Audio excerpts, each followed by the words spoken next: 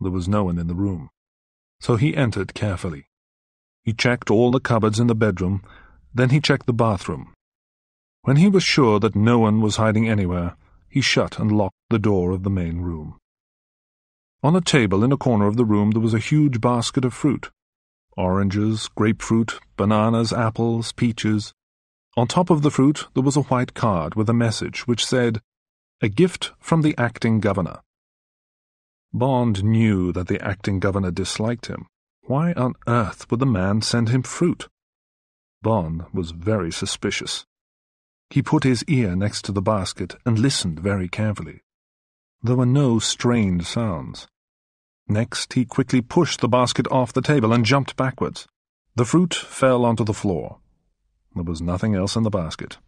No bombs, no poisonous snakes or spiders. But he was still suspicious about this gift. Bond picked up one of the peaches. It was very ripe. Soon it would be too ripe. Anyone who wanted to eat the fruit would eat this peach first. Bond put the peach on the table. Then he took a small magnifying glass from one of his cases. As he unlocked the case, he noticed something. Someone had tried to open the case while he'd been out that day. They hadn't opened the case because it was very strong, and it had special locks.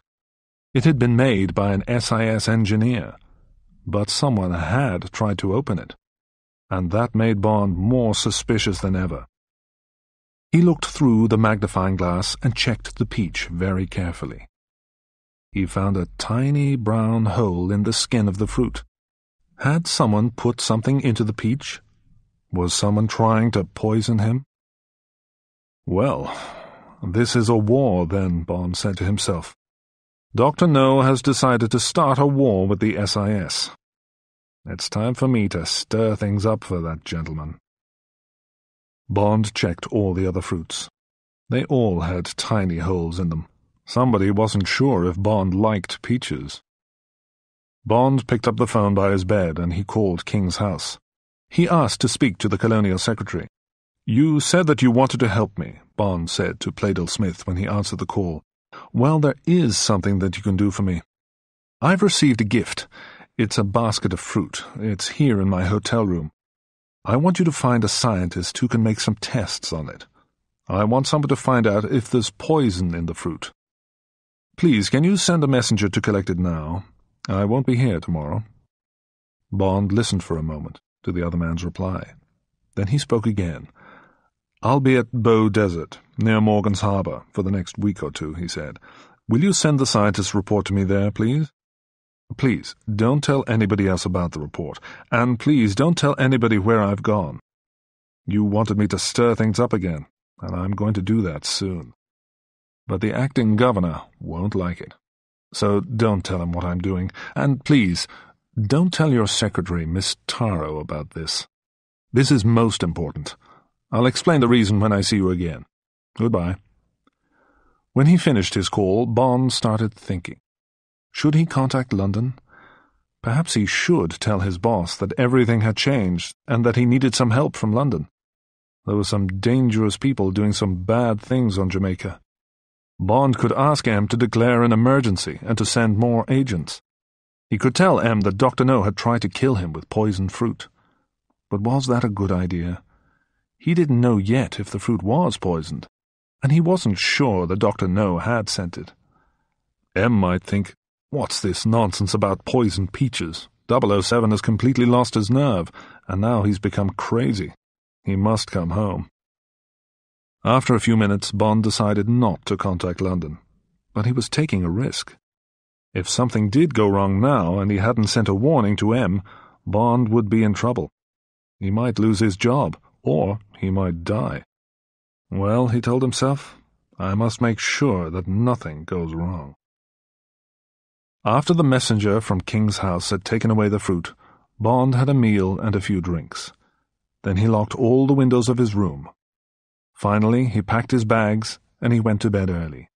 He had to be ready to leave the hotel soon after 6 o'clock the next morning. The night was hot, so he covered himself with only a sheet. In the middle of the night, James Bond woke up suddenly. What had woken him? He listened carefully. There was no sound. The room was very dark, so he could see nothing but the numbers on his luminous watch. The time was 3 a.m. Then Bond felt a movement on his right foot. Something was starting to move slowly up his leg. Was it a snake? Was it an insect? If it was some kind of insect, it was a big one. Bond thought it must be about 6 inches long. And he could feel its feet lightly touching his skin as it moved. How many feet did this creature have? 100? Suddenly Bond knew what was crawling over his body. It was a centipede. As he realized this, the hair on his head stood up straight, and he went cold with fear. He knew that some centipedes in the Caribbean were very, very dangerous. If this creature bit him and its poison went into his body, Bond would probably die. Now the centipede had reached his knee. Bond knew that there was only one thing that he could do. He had to remain completely still. If he moved, the creature would bite him. But it was difficult to remain still while the centipede moved up his body. The next 5 minutes passed very slowly for Bond. They seemed more like 5 hours. The centipede walked across Bond's stomach and onto his chest. Bond started to sweat. Drops of water started to come out of his skin. The creature stopped for a while over Bond's heart. If it bites me there, he told himself, I'll certainly die. But the centipede moved on slowly, and it reached Bond's shoulder. Bond tried to hold his body absolutely still, but the muscles of his stomach, arms, and legs started to tremble. He must not move. He felt the centipede crawl up his neck, onto his chin, and over the corner of his mouth. Then it moved along his nose. He closed his eyes. A moment later, the creature was moving over his left eye. Bond felt ill with disgust and fear. The centipede stopped for a while on his head. What if the creature got caught in his hair? Bond realized that it was drinking his sweat. Then it slowly crawled off his head onto his pillow. A moment later, Bond jumped up from the bed, switched on the light, and grabbed one of his shoes.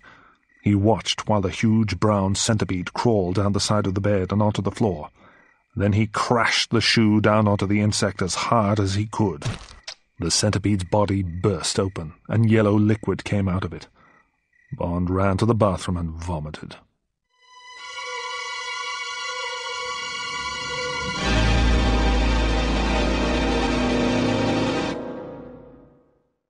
Chapter 8.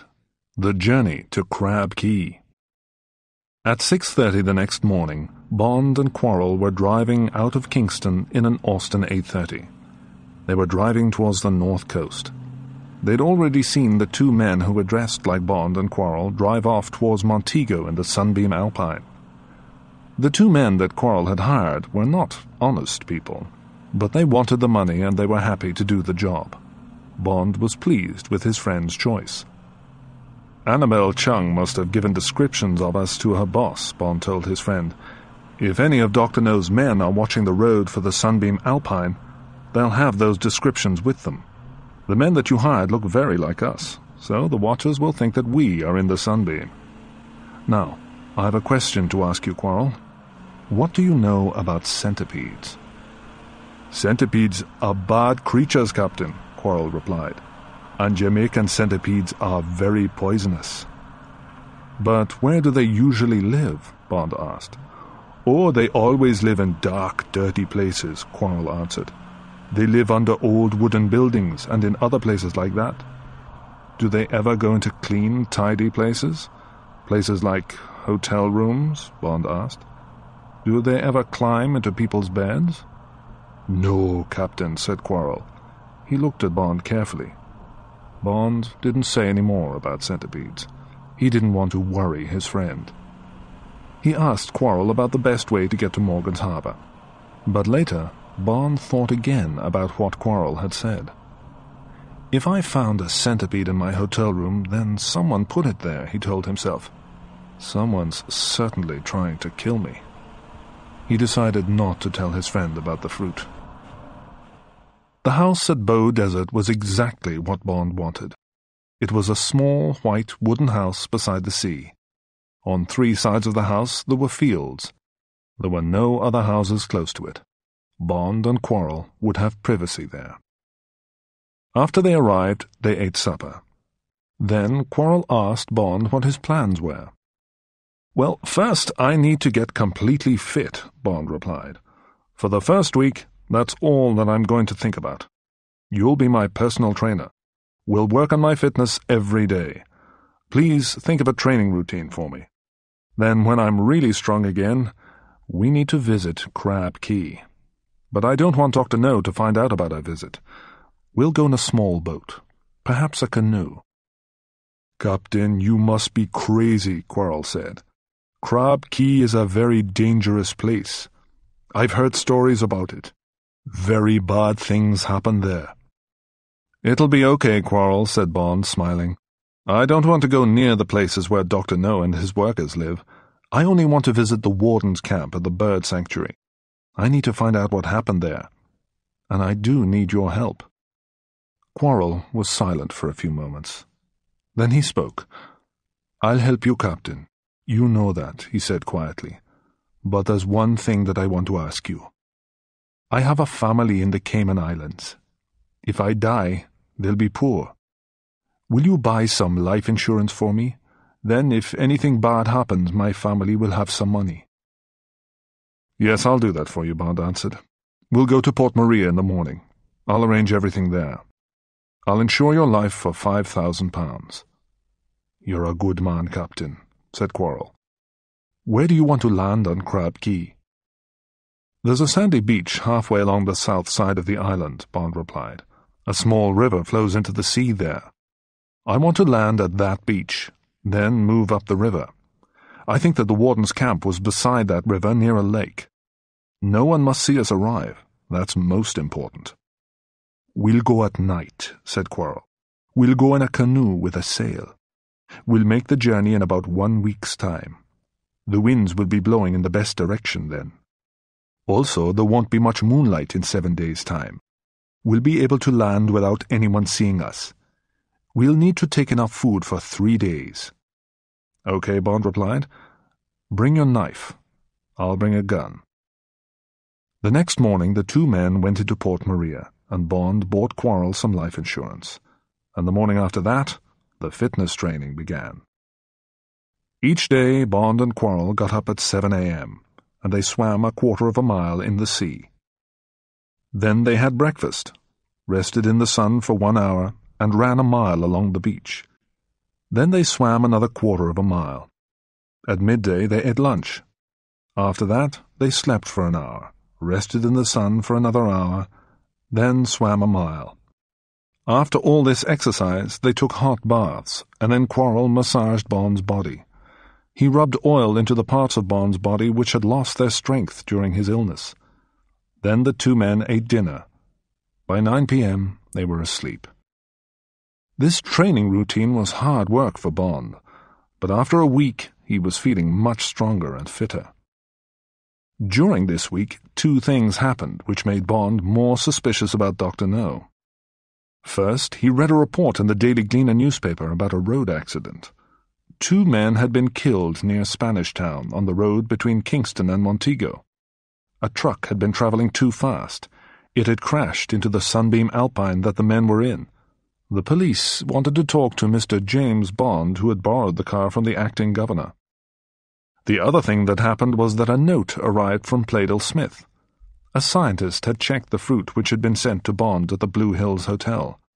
Each fruit had contained a lot of powerful poison. Bond burned the newspaper, and he didn't tell Quarrel about the note. Quarrel was already worried about the mission to Crab Key. Bond didn't want to worry him more. At the end of the training week, Quarrel hired a canoe from a man in Port Maria. The canoe was a simple kind of boat which was made from half of a tree. It had a small sail as well as 2 heavy wooden paddles. For 3 days Bond and Quarrel practiced sailing and paddling the canoe along the northern coast of Jamaica. "It's a good canoe," Quarrel said. "It'll get us to Crab Key easily. We'll be able to use the sail for the first 7 or 8 hours of the journey. After that, we'll take down the sail and only use the paddles. If we don't use the sail near the island, Dr. No may not see us on his radar." At last, the evening came when Bond and Quarrel were going to start their dangerous mission. Bond was excited. He put on a pair of black jeans and a dark blue shirt. It was good to get back to work. He had a good man to help him, and he knew that his enemy, Dr. Julius No, was a very bad person. Bond was licensed to kill, and now he had to kill Dr. No before Dr. No killed him. Bond checked both his guns. Which one should he take on this mission? The Walther PPK or the Smith & Wesson?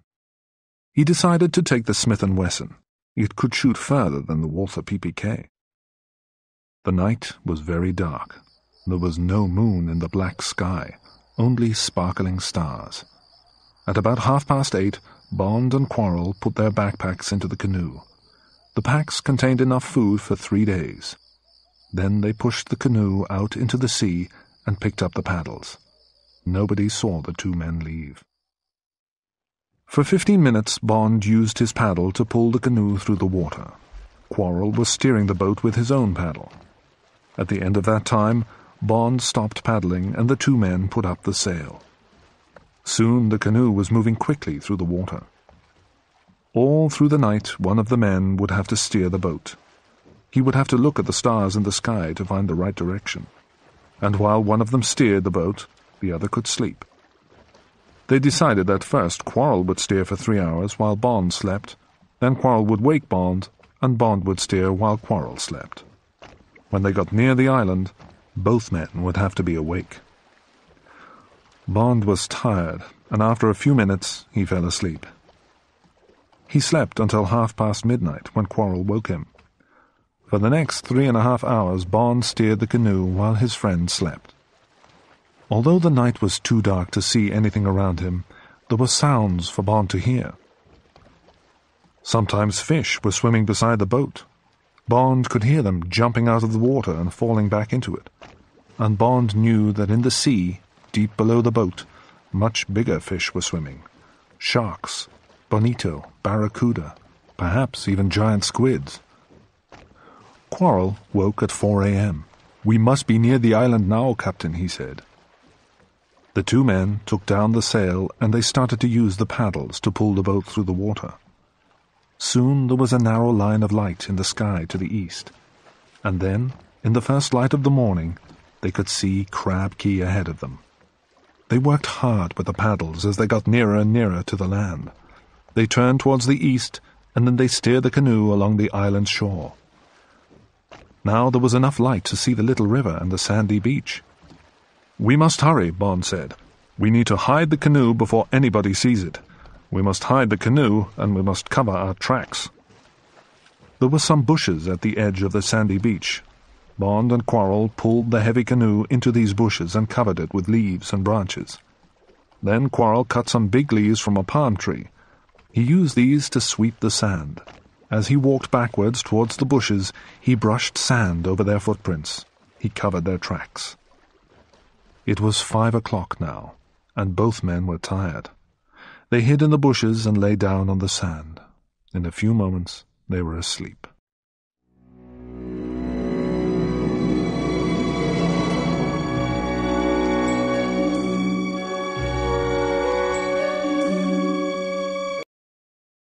Chapter 9.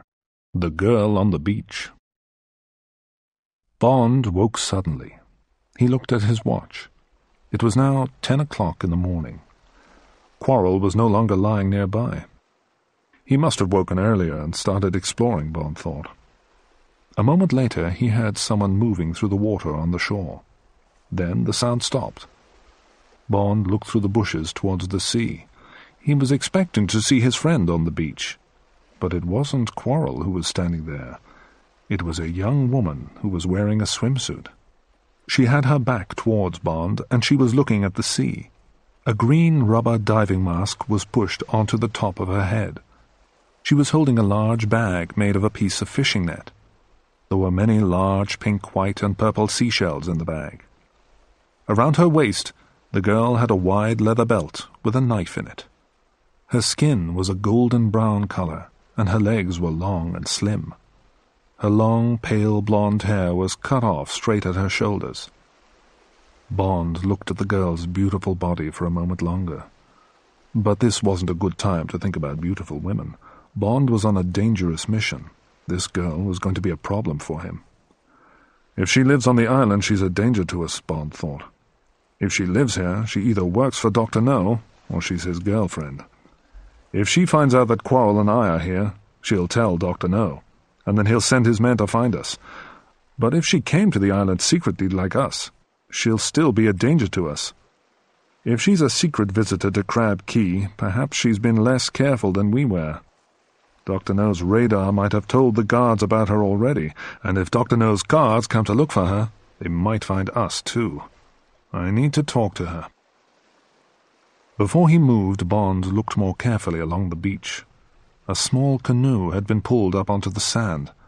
The girl must have come to the island in the canoe, so she didn't work for Dr. No. Tracks in the sand led from the canoe to where the girl was standing. There was only one set of tracks, so there was nobody else with her. Bond stood up and walked quietly out of the bushes onto the beach. "Good morning," he said. "Who are you?" As the girl turned round quickly, she pulled the long knife from her belt. Her face was as beautiful as her body. "If you try to touch me, I'll kill you," the girl said angrily. "Please don't do anything silly. I don't want to hurt you," Bond said. "Have you got some more clothes in your canoe?" The girl nodded her head. "Good. Please put them on," Bond said politely. "I need to talk to you." The girl walked towards her canoe, picked up a white shirt and a brown skirt and put them on. Then she turned back towards Bond and smiled at him. She had very beautiful blue eyes. "I'm sorry that I was rude to you," she said. "It's okay. Forget about that," Bond replied. "Now, tell me about yourself, please. What's your name? How did you get here? Where have you come from? What are you doing here?" "What a lot of questions," the girl said. "Well, my name is Honey Rider. I'm Jamaican. I came here in the canoe that you can see. I came here from Morgan's Harbor. I often come here at night. I collect seashells from the sea around this island. I dive deep into the water to find them." Bond was surprised. It was a long and difficult journey from Morgan's Harbor to Crab Key. If the girl often came to the island alone, she must be a very good sailor. "Why do you collect seashells, honey?" asked Bond.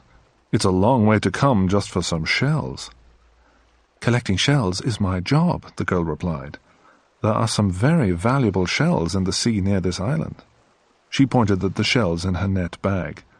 "These shells are very rare and unusual," she went on. "Some people will pay a lot of money for unusual shells. I sell the shells that I find to a man in Kingston. He sells them to a store in Miami, in the USA. "How do you know which shells to collect?" Bond asked. "Oh, I know all about the creatures that live in the sea and on the land in these islands," the girl told him. "I've been interested in them since I was very young. I wanted to get a job studying the small animals that live in the sea and on the shore near the sea. But you need to study at a university before you can get a job like that. That wasn't possible for me. I didn't have enough money to go to a university. So now I collect and sell shells." "Now tell me about you," Honey said after a few moments' silence. "Who are you? What are you doing here?" "My name is Bond. James Bond. I'm British," Bond replied. "I'm here because I'm interested in birds. There are some very rare birds here on this island. They're called roseate spoonbills. I want to study them. But the owner of this island, Dr. No, won't let anyone come here to see them. So I've come secretly with a friend. My friend is exploring the island at the moment, but he'll be back here soon." "Oh, I know about the spoonbills," Honey said. "There used to be lots of those birds on this island, but they've gone now. The Chinese man who lives here has a dragon. It hunts in the swamps. It kills things by breathing fire at them. I've seen it. It attacked the spoonbills. It killed some of them and the others left." "There aren't any dragons here," Bond said. "Dragons are not real animals. They only exist in stories." "You must know that. You know all about the animals of these islands. I don't know what creature you saw, but it certainly can't have been a dragon."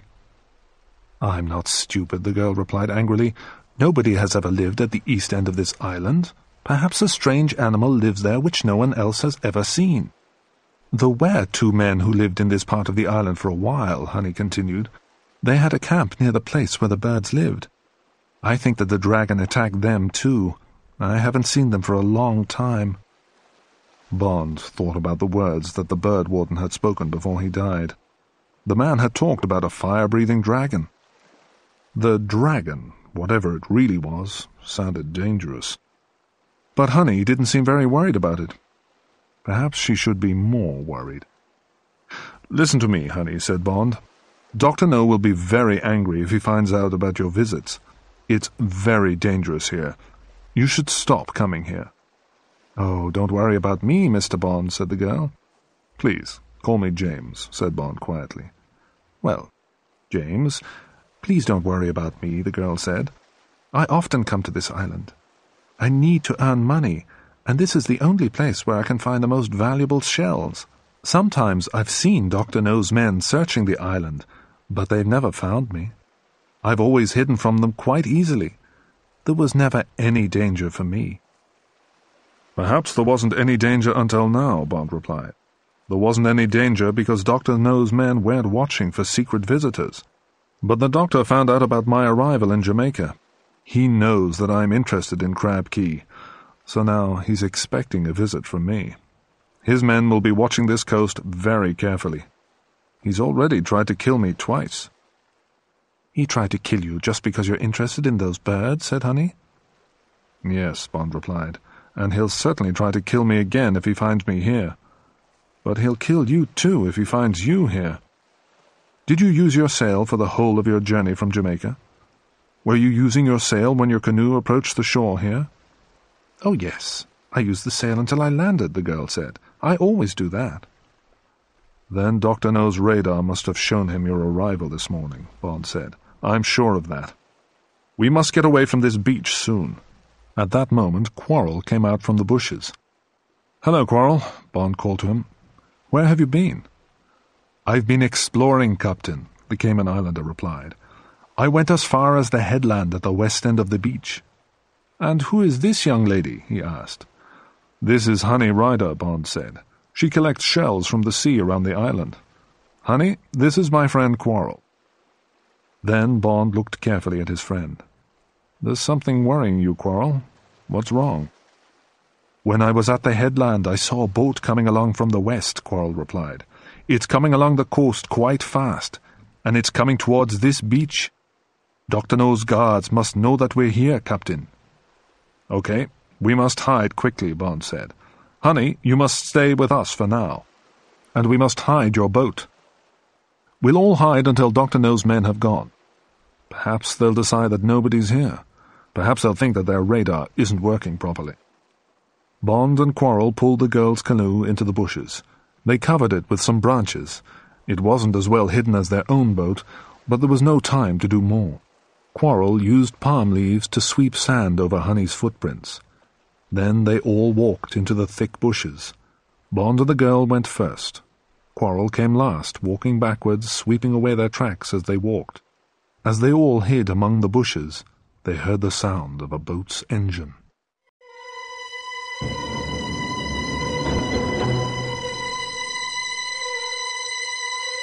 Chapter 10. The Hunt. Dr. No's boat arrived opposite the empty sandy beach. It was a large grey boat with a powerful engine. Bond, Quarrel and Honey watched it from their hiding place in the thick bushes. As they watched, they heard the boat's engine stop. The boat stayed about 50 yards from the shore. For a few minutes, everything was completely quiet. There were 3 men in the boat. They were all Afro-Chinese. One man was standing at the boat's controls. One man was standing behind a powerful machine gun, which was fixed onto the deck of the boat. The third man was standing at the back of the boat. A loud hailer was hanging from a strap around this man's neck. He was looking along the beach through a pair of binoculars. Suddenly, the man with the machine gun looked straight towards the place where Honey's canoe was hidden. He said something to the other men, and a moment later all 3 guards were looking towards the same place. "They've seen the canoe," Bond whispered to Quarrel and Honey. "There'll be trouble now." The guard with the loud hailer lifted it to his mouth and began to speak. His voice was loud and clear. "We know that you're there," he said. "We've seen your canoe. Come out onto the beach now. If you've got weapons, throw them down on the sand. Then stand with your hands above your heads. Surrender now, and we won't hurt you." Bond, Quarrel, and the girl didn't move. They kept very still, and they tried to make no sounds. After a minute, the man with the loud hailer repeated his message. When there was still no answer, the man became angry. "You've had a chance to surrender peacefully," he shouted. "So now we'll have to make you come out. And this won't be so peaceful." A moment later, the terrible sound of the machine gun rattled and crashed around the quiet beach. The guard was firing hundreds of bullets above the bushes where Bond, Quarrel, and Honey were hiding. "Are you coming out now?" said the man with the loud hailer. Bond put his arm round Honey and pulled her close towards him. Her body was shaking with fear. "Don't be afraid," he whispered. "They'll go soon." The man fired the gun again. This time the machine gun bullets flew lower. They cut off the tops of the bushes where Bond, Quarrel, and Honey were hiding. Some bullets passed only a few inches above their heads. The noise was terrible. "We'll be back here soon," said the voice from the loud hailer. "If you're still alive, we'll find you. You won't get far. We'll bring dogs to hunt you." As soon as the guard had finished speaking, the boat's powerful engine started. Then the boat turned, and it moved away. It went back in the direction from which it had come. When they could no longer see the boat, Bond spoke. "Quarrel, we must go to the river immediately," he said. "Then we must move along it towards the lake as fast as we can. There'll be lots of places in the swamp where we can hide if those men start looking for us. We're fugitives now, but they'll never find us in there. We'll leave our canoe hidden here," he went on. "Then we can use it to escape from the island when we return to the beach. I hope that we'll be back here tomorrow night." Then he turned to the girl. "Honey, those men shot at your canoe. It has lots of holes in it. It's useless now," he said. "You'll have to come with us." "Why can't we leave the island tonight?" the girl asked. "I still have to find out what happened to the roseate spoonbills," Bond replied. An hour later, Bond, Quarrel, and the girl were walking in the river. The brown, muddy water smelled bad, and it was deep. It came up as high as their waists. They had to walk in the water because there were mangrove trees growing on the banks of the river. The trees grew so close together that there was no ground to walk on. For about a mile, the river was narrow, and the branches of trees on the two banks met above the fugitives' heads. The trees made a kind of tunnel which protected the three people from the sun. The midday sun was very hot, so this was a good thing, but they could walk only slowly on the soft, muddy bottom of the river. Soon the two men and the girl were tired and very dirty. "We must keep going forwards," Bond said to the others. "Those men will come back soon. They'll be hunting for us. We need to get as far from the coast as possible." At last the tunnel of trees ended, and the river became much wider. Bamboo plants grew here. To the west, Bond, Quarrel, and Honey could now see the mountain at the end of the island. The mountain was covered with white guano, and it was shining in the sun. There was a narrow track of metal built on the side of the mountain. Small carts on wheels ran on this track. The carts took the guano from the top of the mountain to Dr. No's factory. Around the bottom of the mountain there were some large grey huts. These were where the guano workers lived and worked. As the three fugitives watched, a big truck came out of one of the huts. It started to move quickly towards the mangroves and the river. "They're coming to look for us, Captain," Quarrel said. "That road doesn't come straight to the lake," said Honey. "It leads past the camp where those men who watched the spoonbills lived. I know because I've been there once." "I think that when Dr. No's men get to the lake, they'll leave their truck and come down the river towards us," Bond said. "They'll come in small boats. But there'll be guards at the beach now, so we can't go back to our canoe. We're in trouble, and there's not much that we can do." "There is something that you can do," Honey said. "You can cut some pieces of bamboo. A bamboo plant has a strong round stem like a tube. It has a hole down the center of it. Then you can lie on the bottom of the river with your head under the water. If you put one end of the bamboo tube in your mouth and keep the other end just above the surface of the water, you can breathe air through the tube. It's easy. I've done it myself. If you hide where the mangroves grow down into the river, no one can see the tops of the bamboo tubes."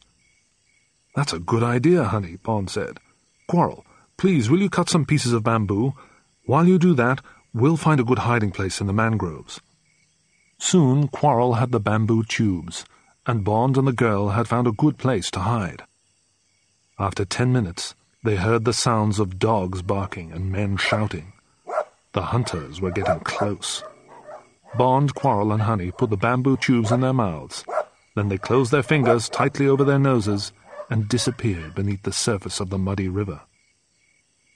Half an hour later, Bond, Quarrel, and the girl were moving up the river again. Dr. No's hunters had come and gone.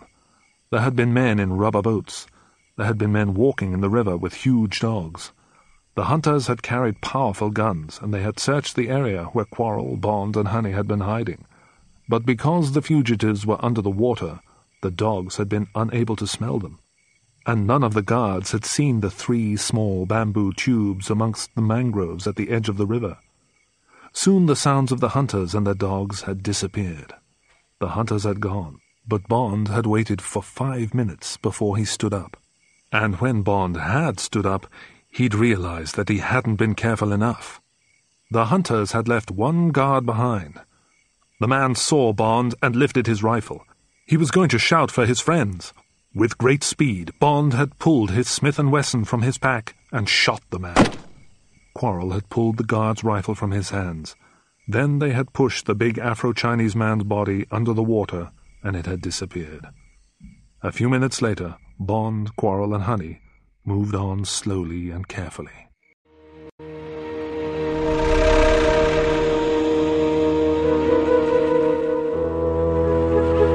Chapter 11. The Dragon.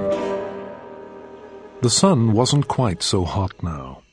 As the air became cooler, insects and frogs started to call and sing. "It must be after 4 o'clock, said Bond. He was guessing the time. His watch was no longer working. "We'll reach the lake in about an hour from now. We'll make a camp there. We'll be safer when darkness comes." "James, why is everyone trying to kill you?" Honey asked him. "You haven't told me the truth about yourself, have you? You aren't here because of the spoonbills. Nobody takes a gun to study birds. And Dr. No's men are hunting you. Why? What are you doing here? Are you some kind of policeman?" "I'm sorry, Honey," Bond replied. "I'm sorry that I've led you into danger. I'll tell you all about it this evening. But yes, I am a kind of policeman. I work for the British government. I've come here to find out why 2 men from a bird sanctuary have died." "We should be safe if we camp on the east side of the lake this evening," Bond went on. "It's quite a large lake, and we'll see the hunters moving round the edges of it if they come. We'll have time to get away." "We can escape from the hunters," Honey said, "but perhaps Dr. No's dragon will come for us. The dragon can go through the water. I've seen it swim." Bond laughed. "Oh, the dragon? Well, perhaps the dragon will have an injured tail," he said. "Perhaps it'll have to stay at home tonight." "You won't laugh when you see it, James," Honey said. A few hours later, Bond, Quarrel, and Honey made a camp amongst some trees near the lake. Bond cleaned and dried the Smith & Wesson with his shirt. Quarrel dried the rifle. The girl tried to dry the food which had been in the men's backpacks. The food had got very wet when the fugitives were hiding in the river, but they couldn't make a fire because it would be seen by Dr. No's hunters. While the food was drying, Bond explored the edge of the lake near the camp. He saw some tracks in the mud which surprised him. They looked like the marks made by very large wheels. But Bond didn't understand what could have made the tracks. They were bigger than any wheel tracks he'd ever seen. After he'd returned to the camp, Bond, Quarrel, and Honey ate the cold food. Then Bond and the girl got ready to sleep. Quarrel was going to watch the lake. Bond and Honey sat together in the dark. Bond could feel the warmth of the girl's beautiful body beside him. "Tell me about your family, Honey," Bond said. "My family was poor," the girl replied. "We didn't have much money. My mother and father worked for a British man. He wasn't a kind man. Both my parents died when I was 5 years old. Then an old Jamaican woman looked after me." For a moment, the girl's voice became angry. "When I was 15, the British man wanted me to be his girlfriend. I didn't want that, but he wouldn't listen to me. He attacked me one night and he hurt me." Then suddenly her voice became quieter and softer. "That man is dead now," she said to Bond. "He can't hurt me again." "He's dead," Bond replied. "How did that happen?" "I killed him," the girl said. "I know all about the animals that live in these islands. I know where they hide and what they can do. One hot evening, I caught a spider. A black widow. It's a very poisonous kind of spider. The man always slept with his window open when it was warm. So that night I went to his house. I dropped the spider through the window into his bedroom. In the morning the man was very ill," the girl went on. "He must have been bitten by the spider. A week later, he was dead." Before he fell asleep, Bond thought about the centipede that someone had put into his hotel room. It was good to know about poisonous creatures if you wanted to kill someone in this part of the world. It was about midnight when the dragon came. Quarrel heard it first. It was smashing and breaking the trees on the other side of the lake. As it moved forward, the thing made a terrible roaring noise. Quarrel ran towards Bond and the girl and woke them. They all looked out from the trees, waiting for something to happen. Then, suddenly, they saw the dragon on the other side of the lake. There was no moon shining in the sky. The only light was from the stars, but they could just see the shape of an enormous animal with a long neck and 2 wings. The dragon moved into the water and started to cross the lake towards the fugitives at great speed. It had huge, very bright eyes. Every few seconds, flames shot out of its mouth. "Oh, James, the dragon is coming for us," Honey said. "You didn't believe me. Now you can see it for yourself." But Bond quickly understood what the dragon was, and he understood the tracks that he'd seen in the mud, too. "It's not an animal, Honey," he told the girl. "It's a machine. Its head and body are made of metal. They're fixed to a kind of tractor. The roaring noise is the sound of the tractor's engine. It has huge wheels, so it can move easily in swamps. It can cross rivers and lakes if they're not too deep. The dragon's eyes are really the tractor's headlights, and inside the head there's a flamethrower, a gun that shoots burning liquid." "People use flamethrowers to destroy trees, bushes, and grass," Bond continued, "but soldiers also use them to destroy their enemies. Dr. No uses the dragon to frighten people away from his island, and he uses it to kill people who can't be frightened. It was this machine which frightened and killed the spoonbills. It also killed the wardens who used to live in the bird sanctuary."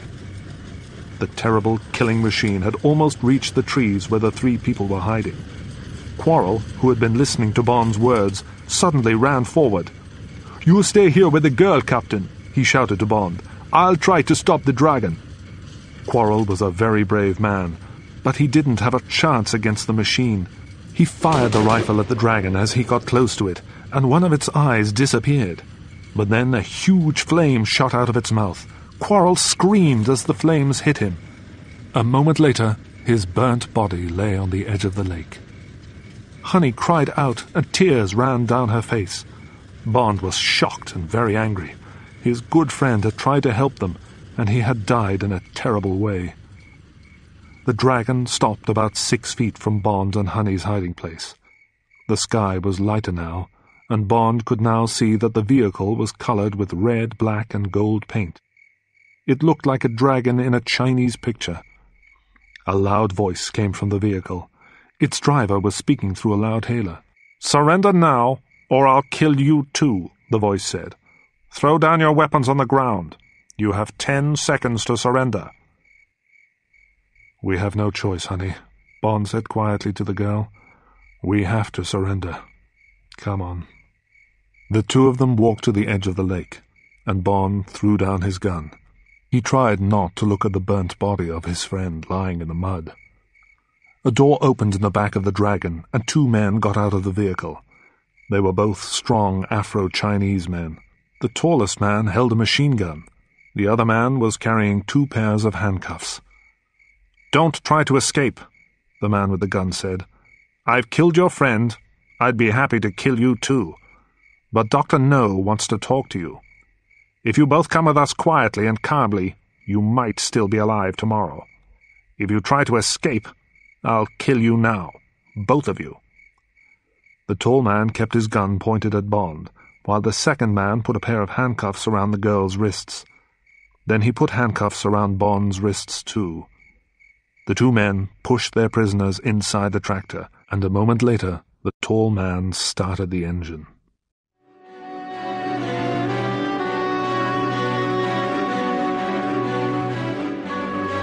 Chapter 12. Dr. No. Bond and the girl were sitting in a large, pleasant bedroom in Dr. No's headquarters. The building was deep inside the mountain at the west end of the island. Bond and Honey were prisoners. The bedroom had no windows, and there were no handles on the doors, but Bond and Honey had been treated well. They hadn't met the mysterious Dr. No yet. When they'd first arrived, early in the morning, a Chinese woman had looked after Honey and Bond. She'd given them clean kimonos, long, loose Japanese robes. She'd spoken to them kindly. She told Bond and Honey to give her their wet, dirty clothes so that they could be washed. Then Bond and the girl had been locked in the bedroom and left alone to sleep. The prisoners found a delicious breakfast waiting for them when they woke. After they had eaten the meal, the kind woman had come to the room. She had told them that they would meet Dr. No that evening, and that they'd have dinner with him. She asked what kind of food they preferred. When she'd left them alone again, Bond started to think carefully. He'd soon decided that Dr. No must be doing something more important on Crab Key than collecting guano.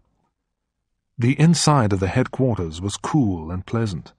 The furniture was comfortable and expensive, but the building was as strong as a prison. "Perhaps I'll find out this evening what the doctor's real business is," Bond thought. He looked at the girl. He felt angry with himself. They were in danger, and he'd led her here. "Honey," Bond said to the girl, "please don't say much when we meet Dr. No. If he asks questions, let me answer them. Then agree with anything that I say. I'll tell him that we're only interested in birds and seashells. I want him to believe that. If he believes that story, perhaps we'll be able to leave this island alive." At 9 o'clock in the evening, the Chinese woman took Bond and Honey to a large room which was further down inside the mountain. At the end of the room there was a huge window that went from the floor to the ceiling. It was the only window in the room, and it was made of thick, strong glass. But Bond and Honey couldn't see the land and sky through the glass. They could see rocks and hundreds of fish. Large sharks and barracudas swam slowly past the window. An octopus was stuck to the glass. Dr. No's headquarters were built below the surface of the sea. In the center of the room there was a large table. It was prepared for a fine meal, with plates, knives, forks, spoons, and sparkling wine glasses on it. "Dr. No will join you very soon," the woman told them. Then she left the room, locking the door behind her. A moment later, another door opened, and a very strange man walked slowly into the room. The man was very tall, at least 6 inches taller than Bond, and he was very thin. But he was also completely bald. There was no hair at all on his round head. The skin of his face was smooth, and his lips were thin and pressed together in a cruel smile. The man was wearing a long silver-grey kimono which reached to the ground. But 2 things about the man especially shocked and surprised Bond. The first thing was that the man had no hands. Instead of hands, he had large metal claws at the ends of his arms.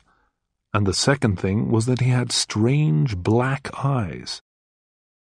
"I am Dr. Julius No," the man said. "I can't shake your hands. As you can see, I have no hands. But please, don't be frightened of the way I look. And please, don't think that I'm blind. These see everything." As he said the last words, he touched his eyes with his steel claws. Bond and Honey heard little tapping sounds. They were like the sounds of someone's fingernail tapping a wineglass. "We're not frightened, Dr. No," Bond said after a moment's silence. "Perhaps you're trying to frighten us. There are lots of men with steel hands. Some of them are brave men who were injured in the war. And many people don't wear spectacles. They wear contact lenses in their eyes instead of glasses. Your contact lenses are unusually dark, but they aren't frightening. I'm not frightened, because you're really just a man, like me." "Well, I'm not really like you, Mr. James Bond of the British Secret Intelligence Service," Dr. No answered. "I have great power, and at the moment you have none. But I want to talk to you about other things now. We have many things to say to one another.